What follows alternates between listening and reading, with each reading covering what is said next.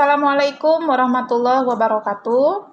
Selamat pagi dan salam sejahtera bagi kita semua.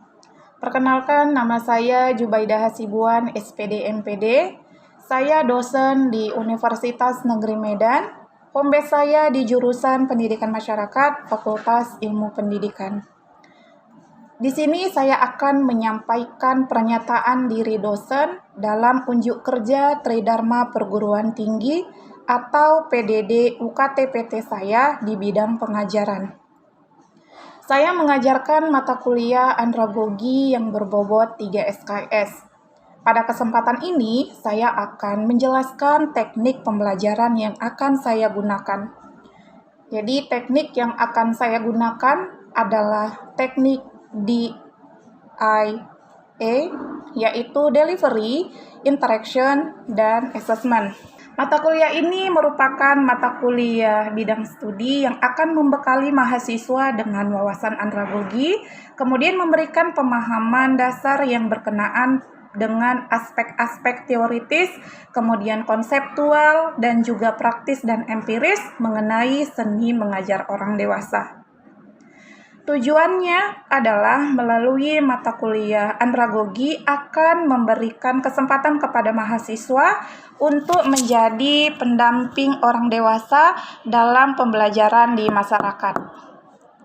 Pada mata kuliah andragogi terdapat 6 CPMK atau capaian pembelajaran mata kuliah. Yang pertama, menguraikan konsep teoritis andragogi dengan tepat dan terstruktur.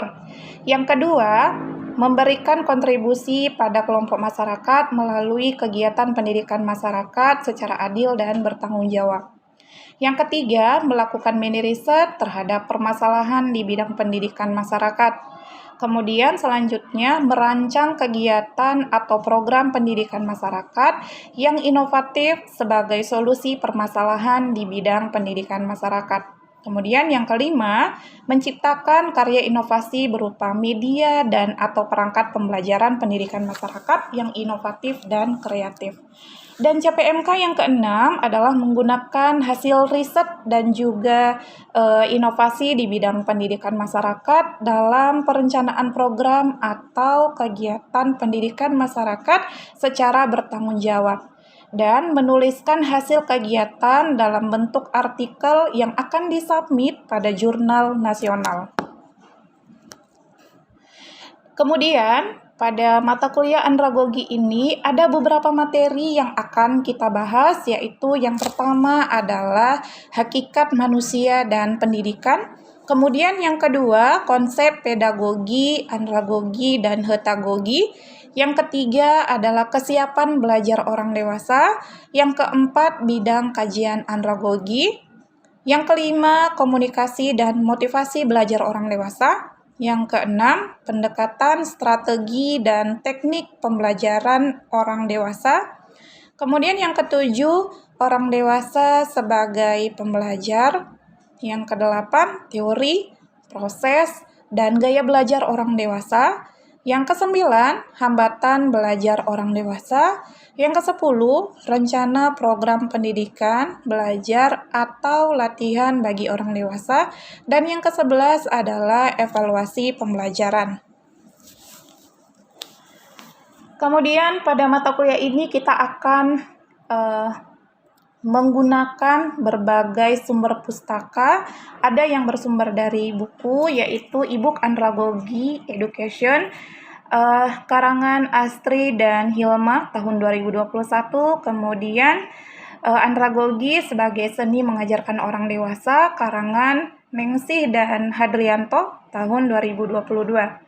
Kemudian sumber dari hasil penelitian yang berjudul Analisis Penerapan Pembelajaran Orang Dewasa di PKBM Hanuba, hasil tulisan dari Jubaidah Hasibuan, yaitu saya sendiri dan rekan-rekan.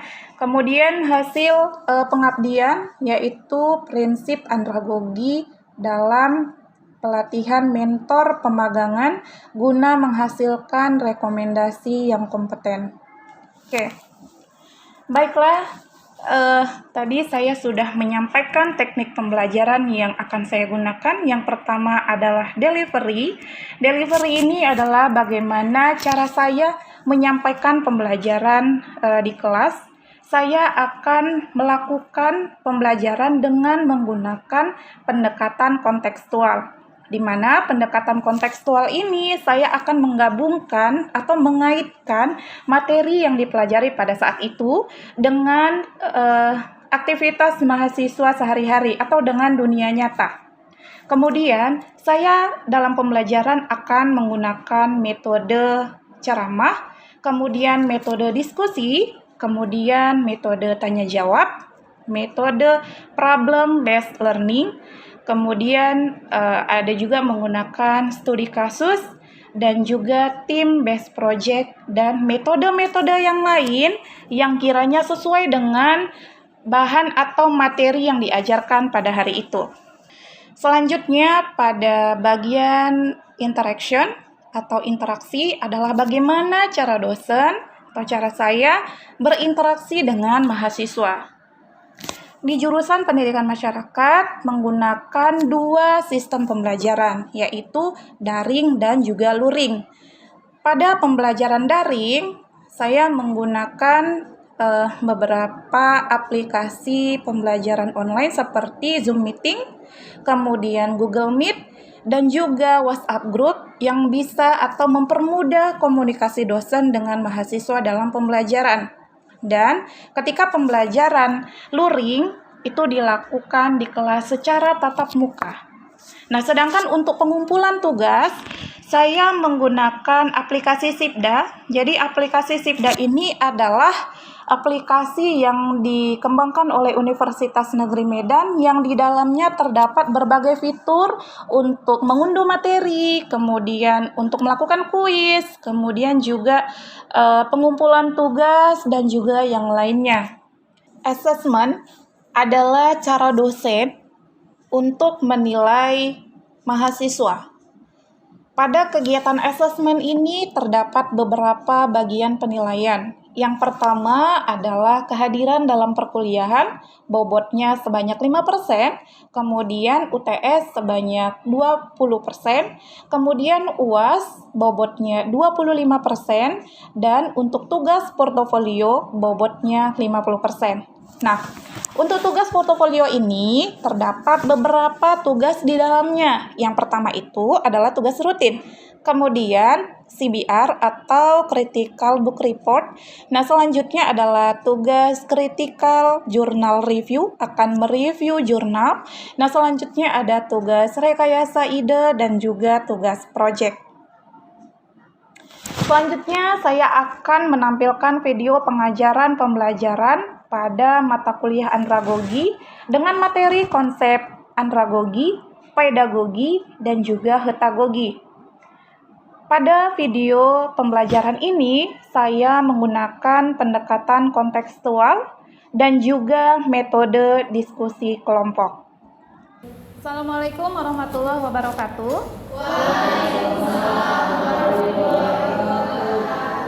Selamat pagi dan salam sejahtera bagi kita semua. Apa kabar adik-adik hari ini? Sehat. Oke, alhamdulillah pada sehat semua ya. Tetap semangat hari ini? Semangat. Oke, baiklah adik-adik, sebelum kita memulai perkuliahan kita hari ini, marilah kita berdoa menurut agama dan kepercayaan kita masing-masing. Semoga perkuliahan kita hari ini diberkahi oleh Allah, oleh Tuhan Yang Maha Esa. Berdoa dimulai.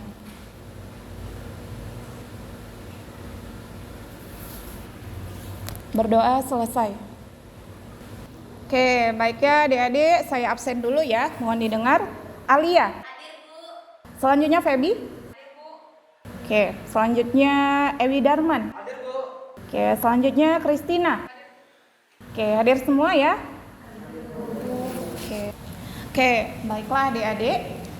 Minggu lalu kita sudah membahas mengenai hakikat manusia dan juga hakikat pendidikan, ya kan? Nah, ada yang bisa menyampaikan kembali mengenai hakikat manusia? Siapa yang bisa? Kira-kira hakikat manusia? Saya, Bu.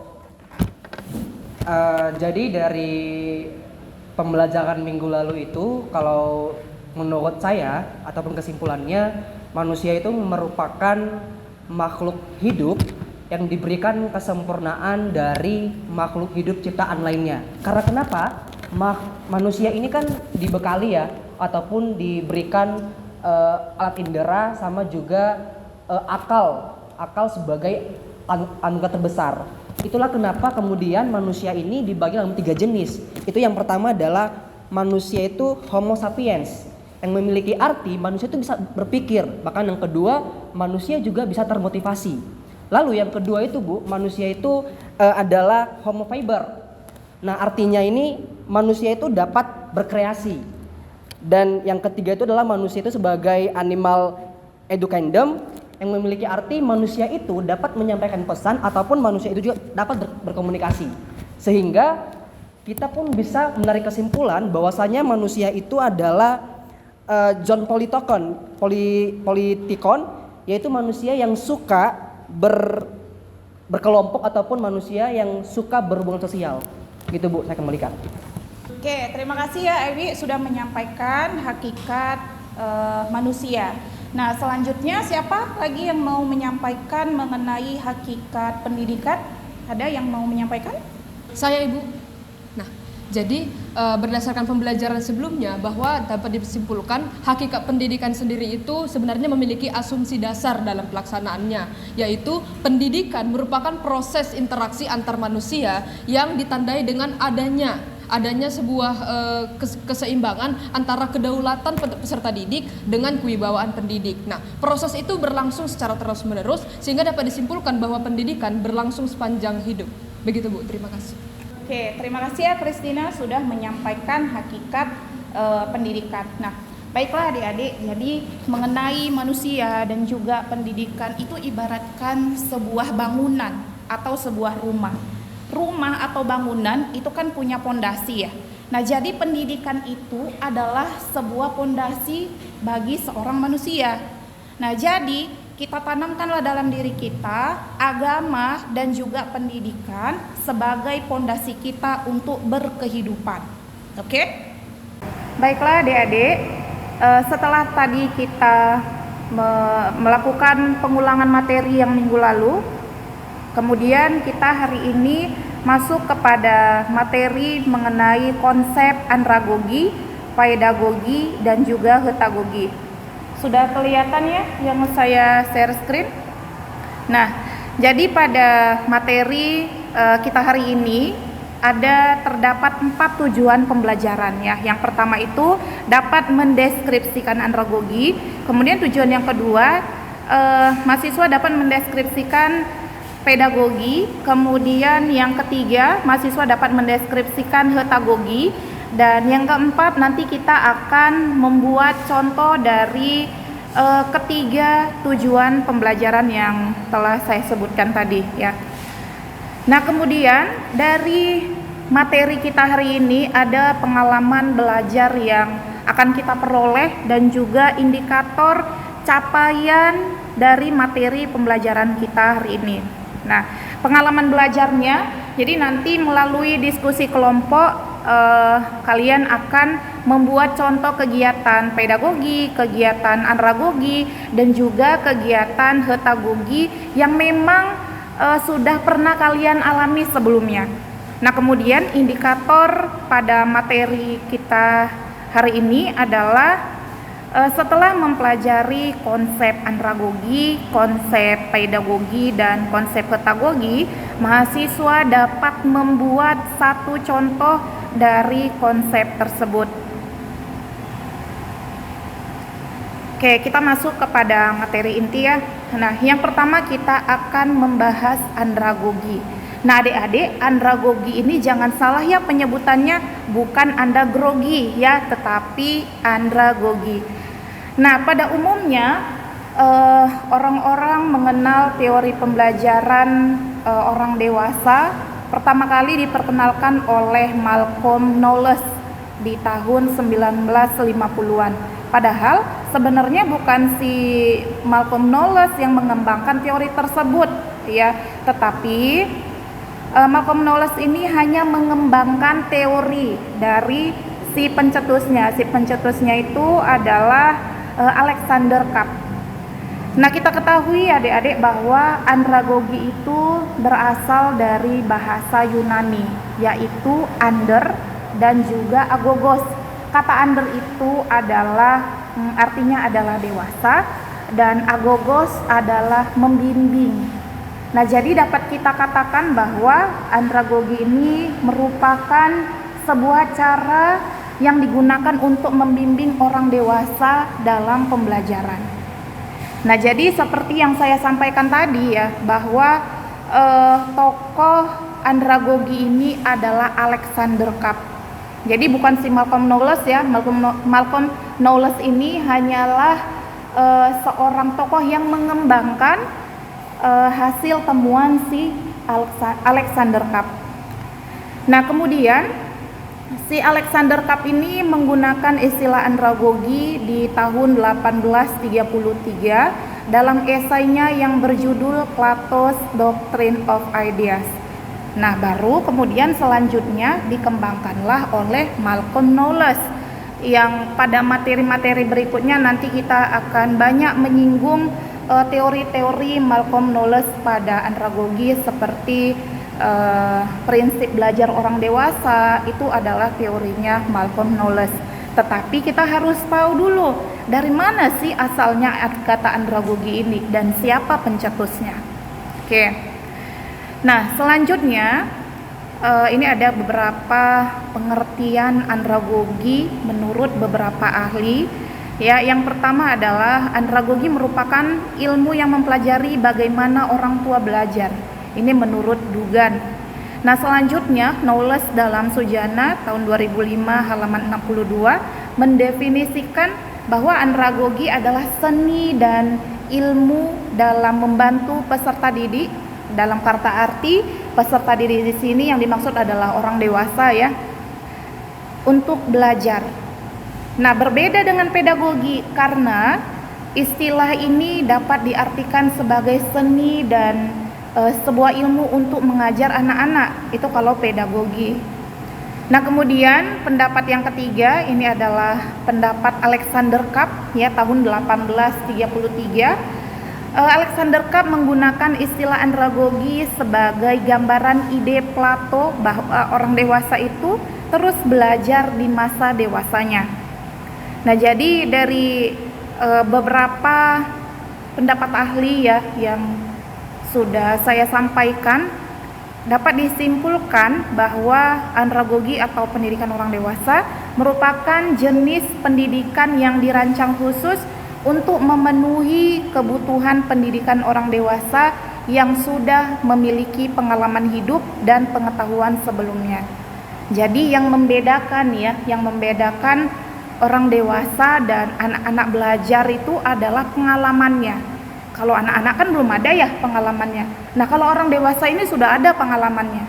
Itulah yang menjadi titik pembeda antara andragogi dan juga pedagogi. Nanti kita akan membahas lagi ya pedagogi itu yang seperti apa. Berikutnya adalah konsep pedagogi. Oke, tadi kita sudah membahas ya mengenai andragogi. Nah, berikutnya ini kita akan membahas mengenai pedagogi. Jadi adik-adik, pedagogi ini berasal dari bahasa Yunani, yaitu pae dan agogos. Nah, pae di sini artinya adalah anak dan agogos adalah membimbing. Jadi dari dua kata ini dapat kita tarik makna bahwa pedagogi ini adalah cara membimbing anak-anak dalam belajar. Nah, pedagogi yang dimaksud di sini tulisannya seperti ini ya, pedagogi, tidak pakai K. Nah, berbeda lagi dengan pedagogi.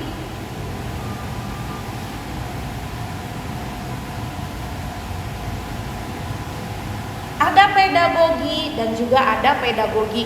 Bedanya cuma di huruf terakhirnya aja ya, tapi memang maknanya berbeda. Nanti akan saya bahas satu persatu. Oke? Kalau pedagogi, tadi kita sudah menyampaikan bahwa pedagogi itu berasal dari bahasa Yunani, ya kan? Nah, kemudian menurut Lengfeld bahwa pedagogi dalam arti yang hakiki adalah proses pemberian bimbingan dan juga bantuan rohani kepada orang yang belum dewasa, artinya anak-anak, ya kan? Kemudian mendidik adalah tindakan dengan sengaja untuk mencapai tujuan pendidikan. Nah, itu menurut si Lengfeld, ya. Dalam Undang-Undang Nomor 14 Tahun 2005 tentang guru dan dosen, pada pasal 10 tertulis bahwa pedagogi dimaknai sebagai kemampuan untuk mengelola pembelajaran peserta didik. Nah, jadi adik-adik, antara pedagogi dan pedagogik memiliki perbedaan. Kalau pedagogi yang tampakah, pedagogi adalah seni atau cara membimbing anak-anak untuk belajar. Sedangkan pedagogik yang pakai K itu adalah ilmunya. Nah, pedagogik adalah ilmu yang digunakan untuk membantu anak-anak belajar. Sedangkan pedagogi adalah cara atau upaya membimbing anak-anak dalam kegiatan belajar. Nah, selanjutnya kita masuk kepada konsep heutagogi. Mungkin kalian belum terlalu familiar ya dengan kata-kata heutagogi. Kalau andragogi dan pedagogi mungkin sudah biasa dibahas ya, mulai dari semester 1 hingga saat ini. Nah, jadi adik-adik, sebenarnya konsep heutagogi ini pertama kali diciptakan oleh Stewart. Nah, Stewart ini menyatakan bahwa heutagogi adalah studi tentang belajar yang ditentukan oleh si pembelajar sendiri. Artinya bahwa pembelajaran yang mau dilakukan itu ditentukan oleh si yang mau belajar gitu. Oke, nah ini adalah sebuah ilustrasi yang bisa digambarkan melalui gambar antara pedagogi, kemudian andragogi dan juga heutagogi. Jadi kalau pedagogi berdasarkan gambar ini, kelihatan ya gambarnya? Kalau berdasarkan gambar ini bahwa pedagogi sifatnya itu adalah teacher oriented. Jadi berorientasi kepada gurunya gitu. Nah, kemudian kalau andragogi ini adalah adult learning, yaitu pembelajaran yang dikhususkan untuk orang dewasa, yang dikemas untuk orang dewasa. Nah, kemudian peran gurunya pada andragogi ini atau peran fasilitatornya itu peran instrukturnya itu hanya sebagai fasilitator yang memfasilitasi gitu ya. Itu kalau andragogi. Nah, selanjutnya yang heutagogi adalah self-determined learning. Artinya memang dia sendiri yang mengkonsep pembelajaran untuk dirinya sendiri. Nah, ini adalah ilustrasi melalui gambar supaya kita lebih mudah ya memahami perbedaan antara andragogi, kemudian pedagogi dan juga heutagogi.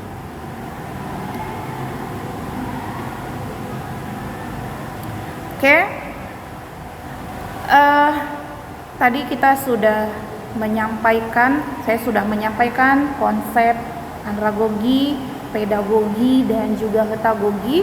Kemudian mari kita berdiskusi membentuk 3 kelompok ya, kelompok pedagogi, kelompok andragogi dan juga kelompok heutagogi.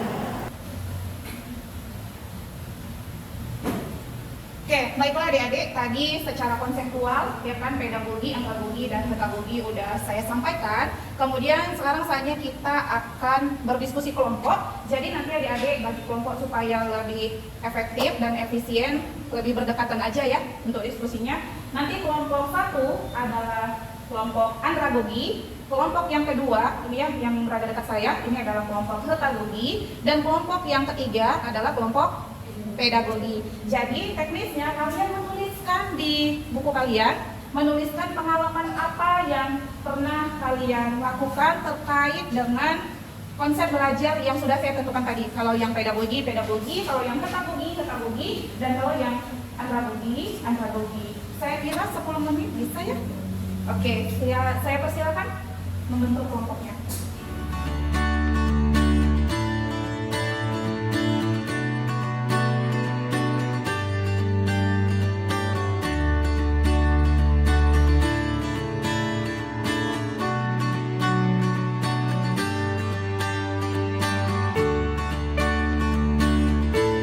Oke, sudah selesai diskusi kelompoknya? Sudah. Oke, mantap. Kita mulai dari kelompok mana ya? Kelompok andragogi. Oke, siapa yang bisa menyampaikan? Saya, Bu. Oke, Fadila Aziza. Oke, Bu. Jadi tadi kelompok kami mengenai andragogi. Nah, andragogi ini adalah pembelajaran orang dewasa. Jadi saya pernah mengikuti beberapa kursus dan beberapa bimbel. Yang pertama adalah bimbel di GO untuk masuk ke universitas. Lalu yang kedua adalah saya pernah mengikuti kursus kecantikan. Kursus kecantikan itu seperti cream bath, spa, dan lainnya. Terus yang terakhir itu saya mengikuti seminar. Seperti itu, Bu.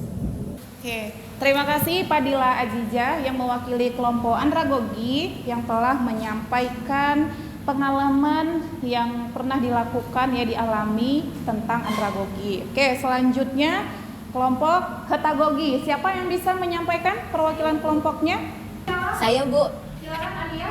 Nah, jadi dari contoh penerapan yang sudah saya lakukan itu seperti belajar makeup sendiri, itu saya melihat contohnya itu dari YouTube. Nah, dari situlah saya belajar mandiri secara pribadi dan selanjutnya juga saya melakukan pembelajaran yaitu dengan melihat tutorialnya secara seperti itulah, Bu, contohnya yang saya lakukan. Itu saja, Bu. Terima kasih.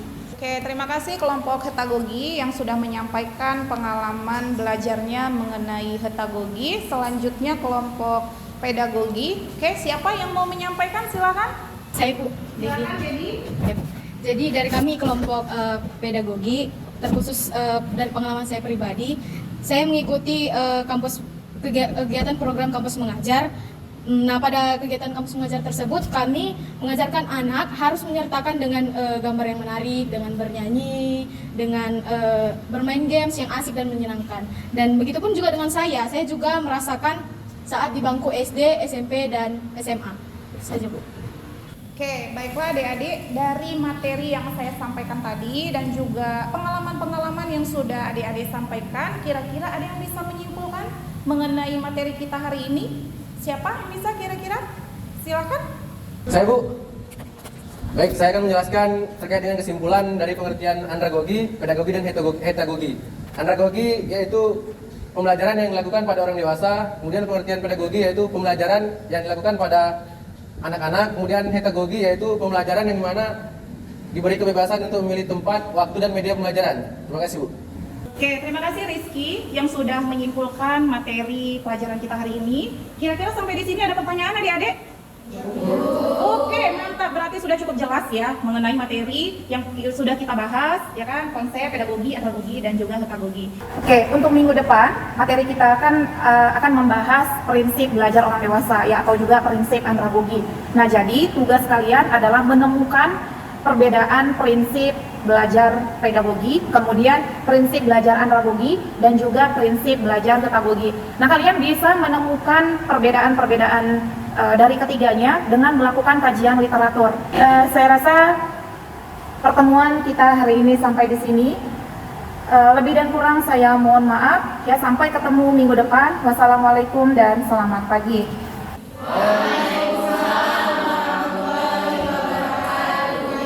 Demikianlah PDD UKTPT dan video pembelajaran saya. Wassalamualaikum dan selamat pagi.